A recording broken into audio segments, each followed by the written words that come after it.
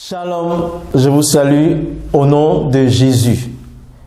Bienvenue à notre reprise de programme Vérité et Réalité. C'est de la part du Seigneur Jésus-Christ que nous sommes là. C'est aussi avec l'appui de l'Église La Bonne Voie et de son côté média. C'est aussi avec l'appui de mon épouse, Maïmouna, que je considère être la plus belle femme du monde. Que Dieu vous bénisse. Après 3 semaines d'arrêt, nous reprenons par la puissance du Saint-Esprit. Que Dieu vous bénisse et nous vous remercions pour vos prières. Encore bonne année 2021. Donc, le sous-thème sera le zèle que produit le Saint-Esprit en toi. Le zèle que produit le Saint-Esprit en toi, le zèle que produit le Saint-Esprit en toi. Alors, qu'est-ce qu'un zèle? Dans le grec, ça fait zélos ou zéo. C'est ardeur, ardeur en esprit, audace, foi, engagement et détermination. Donc, nous avons 2 types de zèle. Le premier type que je vous présente, c'est le type de zèle sans le Saint-Esprit. Autrement dit, sans Dieu. Il y a beaucoup de personnes sur la planète qui sont zélées sans Dieu. Deuxième type, et ça, le premier type, le zèle sans Dieu, ça fait beaucoup de dégâts. Ça fait beaucoup de guerres. Ça fait beaucoup de déceptions, ça fait beaucoup de désespoir et ça commence même par le découragement. Donc le chaos. Et suite à ça, Jacques appelle ça le zèle amer. Le deuxième type de zèle, c'est le zèle par le Saint-Esprit. Le zèle par le Saint-Esprit, c'est l'ardeur que provoque le Saint-Esprit. C'est la flamme que donne le Saint-Esprit. C'est l'audace que donne le Saint-Esprit. C'est la détermination que donne le Saint-Esprit. Ça, c'est le zèle que tu vas avoir cette année 2021. C'est le zèle que tu vas porter pour défaire les œuvres des ténèbres, pour ramener à la lumière ceux qui étaient dans les ténèbres. Le zèle, la détermination, c'est ça. L'Église a besoin de personnes déterminées par le zèle du Saint-Esprit. L'Église a besoin de personnes audacieuses par le Saint-Esprit. L'Église a besoin de personnes qui brûlent de l'ardeur, de la flamme de l'Esprit de Dieu pour 2021 et au-delà. C'est ça le bon zèle. Donc, nous allons prendre la première référence biblique qui est dans Jean 2, versets 13 à 17. La Pâque des Juifs était proche et Jésus monta à Jérusalem. Il trouva dans le temple les vendeurs de bœufs, de brebis, de pigeons et les changeurs assis. Ayant fait un fouet avec des cordes, il les chassa tous du temple, ainsi que les brebis et les bœufs. Il dispersa la monnaie des changeurs et renversa les tables.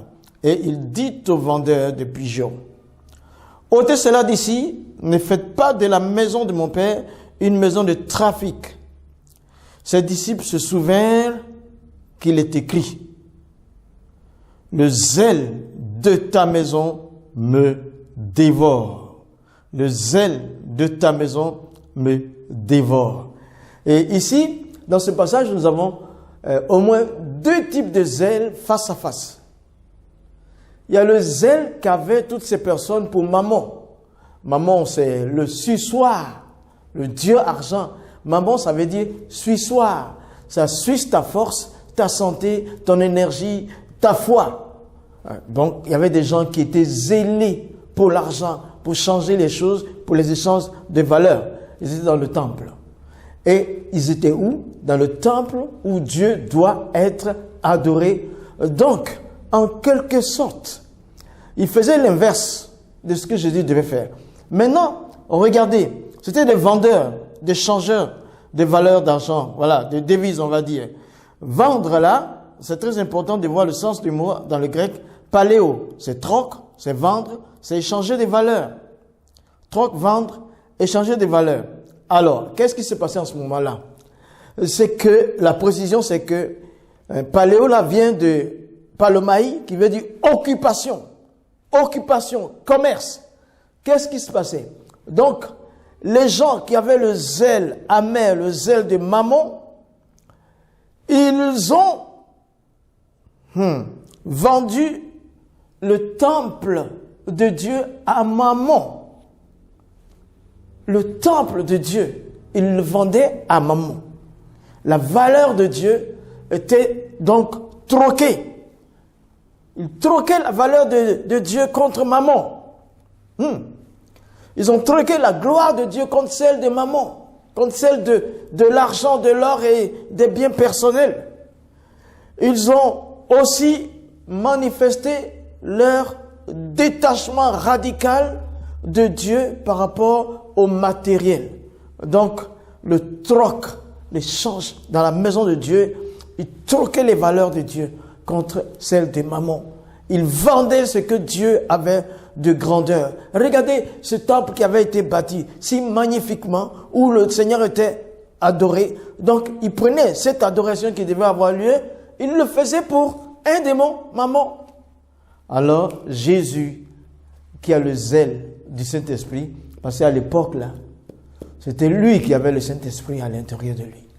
Qu'est-ce qu'il a fait? La Bible dit qu'il a fait un fouet d'une corde. Il a commencé à renverser, à bouleverser, à détruire, renverser, bouleverser, détruire, renverser, renvoyer, recommencer, détruire. C'est ça, le psalmiste dit, si, et quand les fondements sont renversés, le juste, que ferait-il? Jésus était le juste là. Il dit, il répond par Habakkuk, le juste vivra par la foi, par sa foi. Donc Jésus a vécu par sa foi. Il a commencé à tout bouleverser, à tout remettre dans l'ordre, à tout renverser. Tout, pour que tout soit dans l'ordre. Remettre les valeurs de Dieu à sa place. Ne plus accepter le troc. Dieu, sa valeur ne peut pas être échangée contre quiconque que ce soit. Voilà, c'est ce qu'il a fait, l'intervention de Jésus. Mais tu vois, quand je regarde ça, ce qui s'est passé pendant qu'il était en activité, en action comme ça, les disciples observaient et alors ils se sont rappelés, parce que Jésus les avait bien enseignés, ils se sont rappelés, ah, ça là, c'est pas le fruit d'une simple colère, mais tout ce que Jésus fait est écrit en avance. Il dit, il est écrit, le zèle de ta maison me dévore. Ah! Il faut que le zèle de la maison de Dieu te dévore.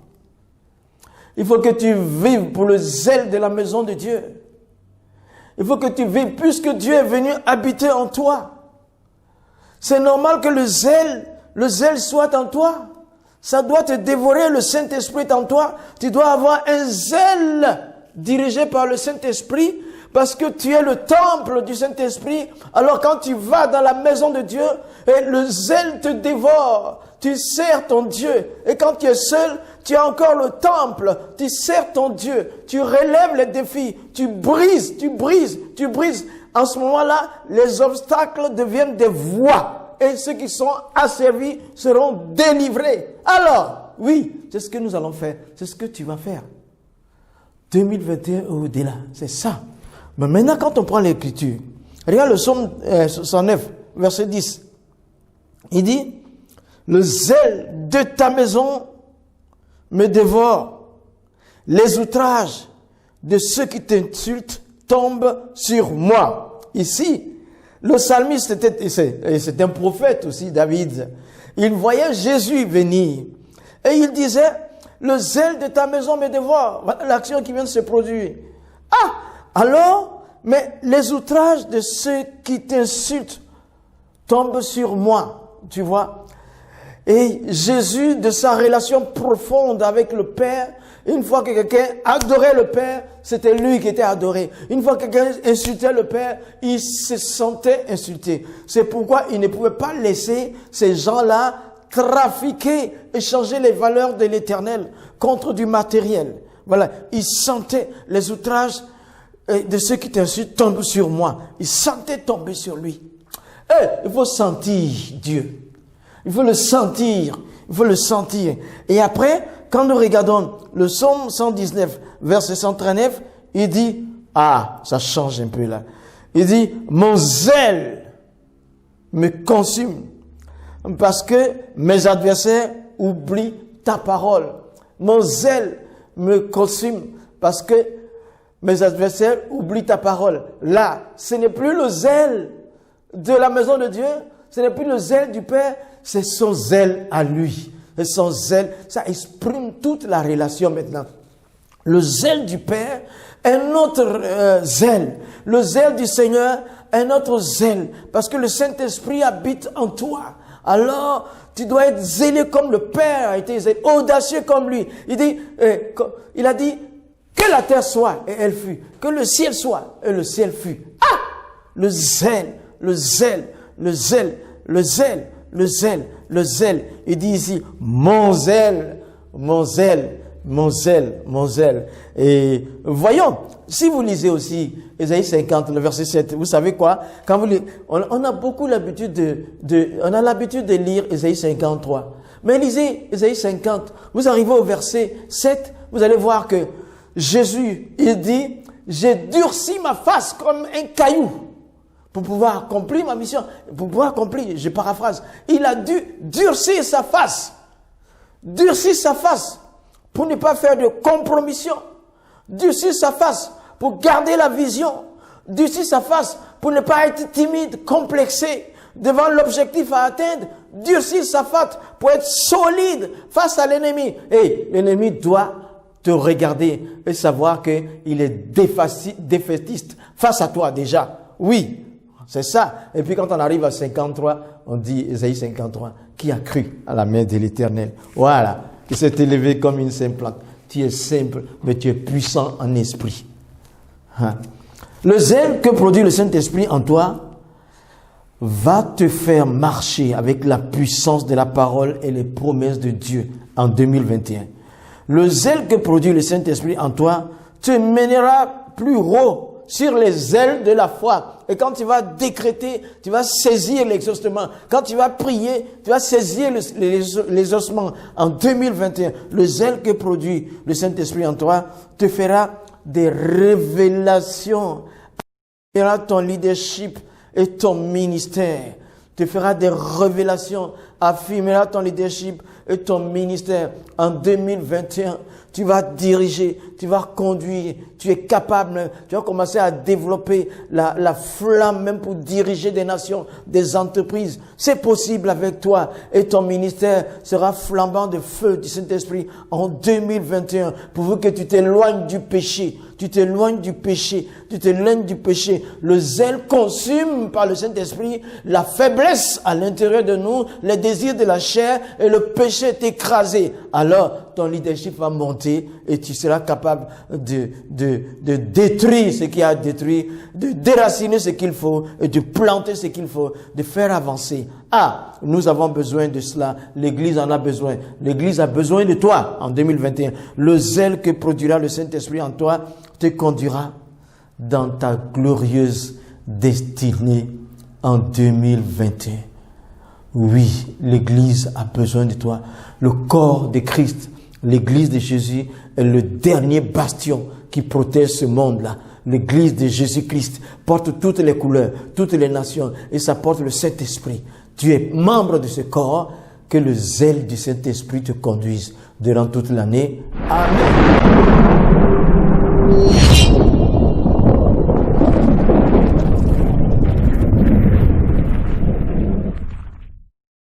Shalom, je vous salue au nom de Jésus. Bienvenue dans la section Islam de vérité et réalité. Notre sous-thème sera les sources réelles de l'islam. 6e partie. Les sources réelles de l'islam. 6e partie. Les sources réelles de l'islam. 6e partie. Al-Isra wal-Miraj. Al-Isra wal-Miraj. Le voyage nocturne et la montée au 7e ciel du prophète de l'islam. Bon, Isra, c'est le voyage nocturne. Miraj, c'est la montée, l'ascension, l'échelle qui a permis au prophète de l'islam d'aller au 7e ciel. Dans l'islam, il y a 7 cieux, contrairement à la Bible où on parle de 3. Bon, ici, c'est l'élévation de Mohammed au 7e ciel. Que s'est-il passé exactement? La sourate 17 au premier verset en parle. Sourate 17 du Coran, premier verset en parle. C'était déjà à la mosquée de la Mecque, où le prophète de l'islam était. Donc, il a emprunté un cheval ailé pour aller à Jérusalem, à la mosquée Al-Aqsa. Là, il a fini de prier, et puis il y avait Djibril, l'ange Djibril. Le Coran parle de Djibril, je crois que c'est pour parler de Gabriel, l'ange Djibril, en compagnie de Mohammed, sur le cheval qui s'appelle Bourak, le cheval ailé, Mohammed était dessus, avec l'ange de Djibril. Ils sont allés de Al-Aqsa au 7e ciel. Et là, les détails de ce passage, je vais déjà dire que on trouve des précisions de ça plus tard. Dans les détails sont dans Mishkat déjà, ça montre plus de détails pour l'islam. Mais nous pouvons trouver la source réelle de ce récit dans le roman qui s'intitule Le Testament d'Abraham, 200 ans avant Jésus-Christ. Ça fait partie des apocryphes. Le Testament d'Abraham raconte une séquence comme ça de la montée au 7e ciel. Bon, l'explication de ça, quand Mohammed, quand il allait avec Djibril sur la monture ailée au 7e ciel, où il a rencontré Dieu là-bas, il s'est passé des rencontres.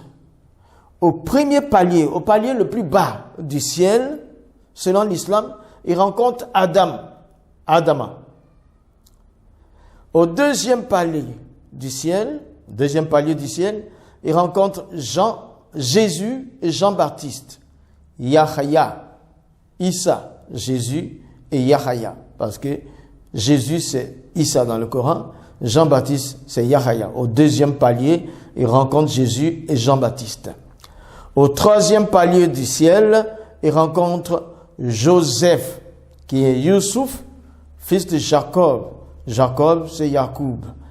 Et au 4e palier du ciel, il rencontre Enoch. Enoch, c'est Idriss. 4e palier du ciel, il rencontre Enoch. Au 5e palier du ciel, il rencontre Aaron.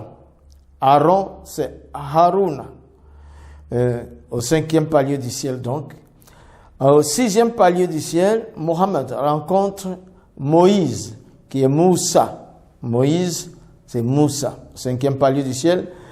6e palier du moins, Moïse, Moussa. Au 7e et dernier palier du ciel, il rencontre Ibrahim. C'est celui-ci qui est dit avoir continué la construction de la mosquée terrestre qui est celle qui est à la Mecque. Parce que là, ici, là où il a rencontré Abraham, et il a trouvé Abraham là, près de la mosquée. Mais il y avait un grand bruit. Un bruit de plumes pour écrire. Un bruit de plumes.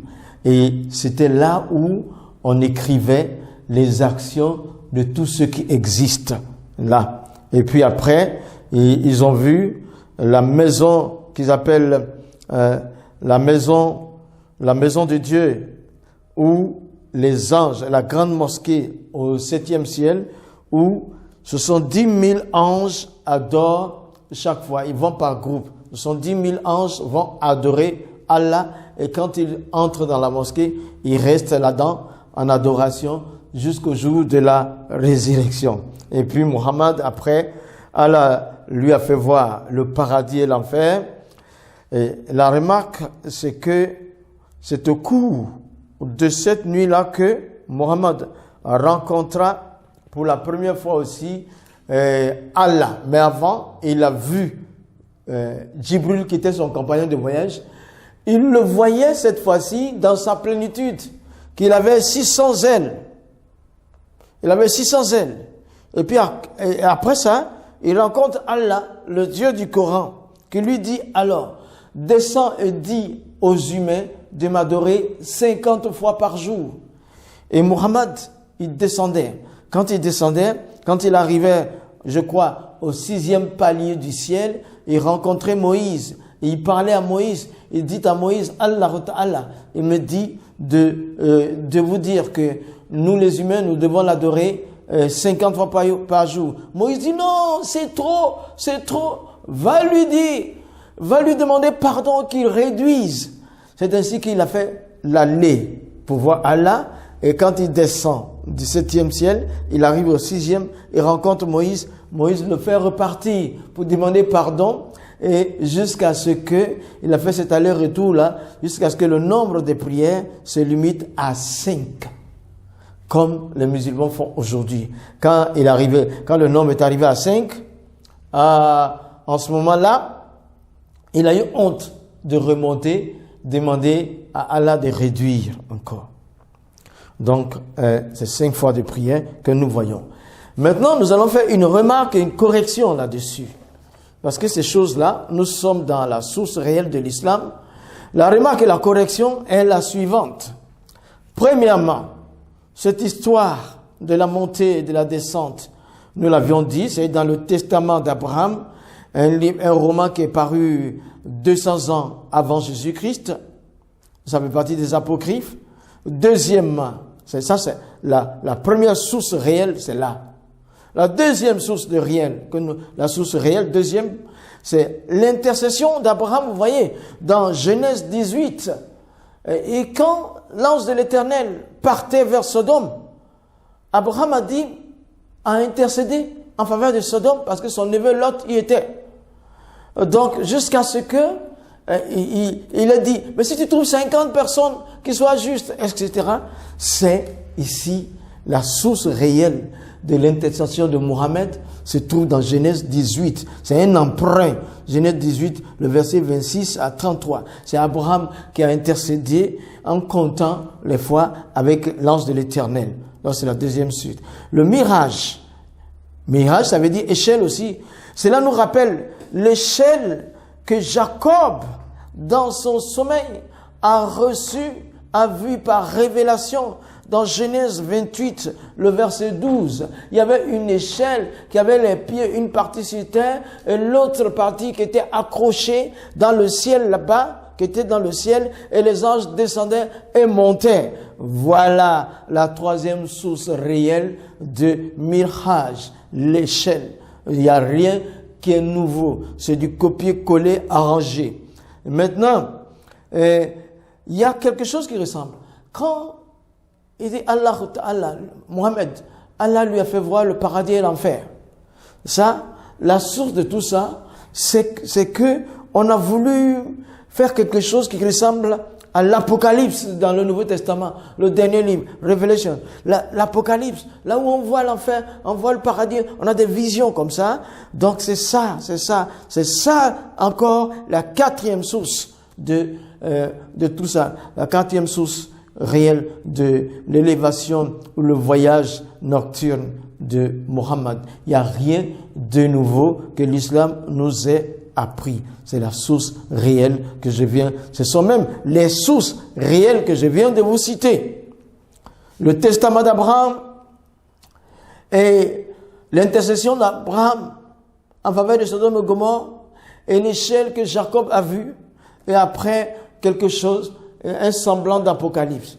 Voilà. Il n'y a rien de nouveau que le Coran, l'islam ait fait. Rien. C'est du copier-coller. Voilà.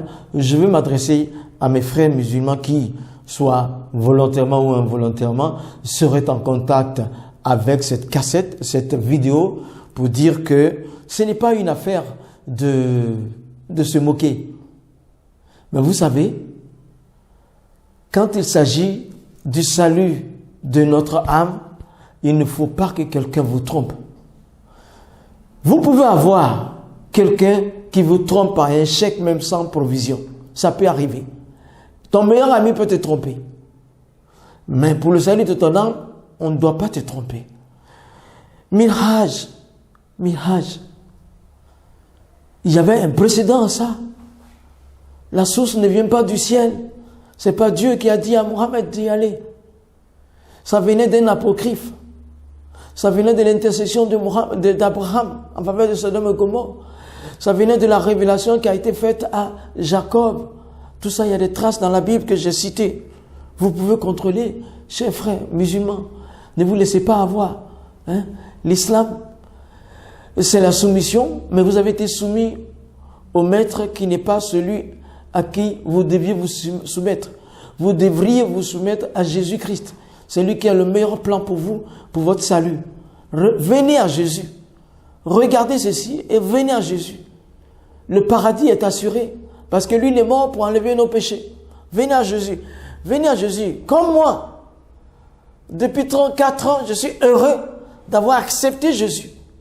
Et je me sens très bien. Mon avenir céleste est assuré. Peu importe ce qui va maintenant. Je sais que j'irai me reposer vers lui. Je n'ai pas peur de la mort. Ce que vous appelez la mort serait une séparation pour moi de mon corps. Et mon âme irait au séjour, au ciel, chez Dieu. Et je me sentirai mieux. Là-bas, je verrai Jésus sans lunettes. Parce que là-bas, on n'est pas malade.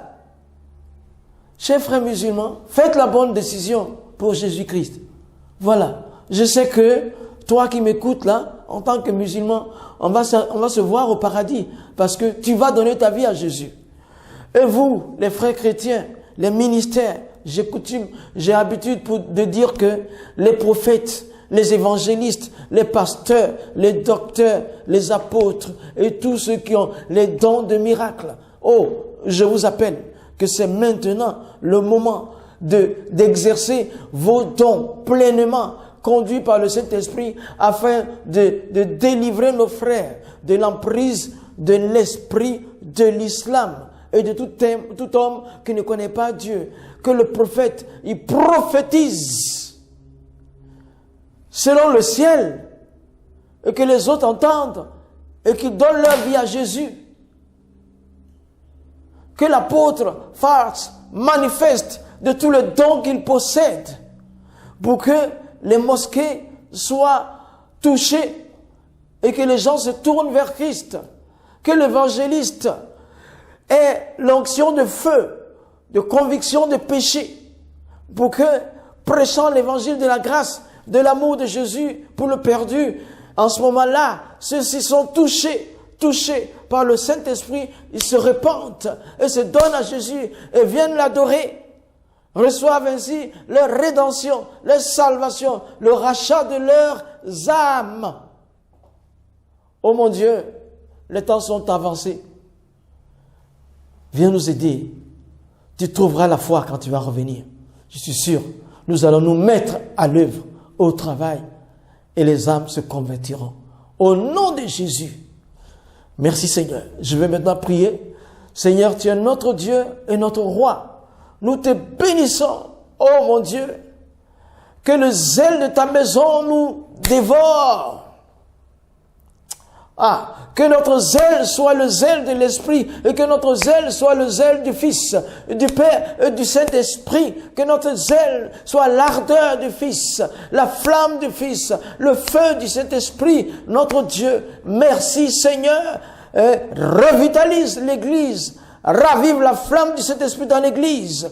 Touche les cœurs de tous ceux qui sont perdus afin qu'ils se convertissent et que l'Église qui est maintenant protectrice de toute la galaxie entre pleinement dans ses valeurs pour assurer vraiment le salut. Oh, merci, parce que toute la nature attend l'avènement des fils de Dieu. Merci Seigneur, Dieu Tout-Puissant. C'est au nom de Jésus. Amen.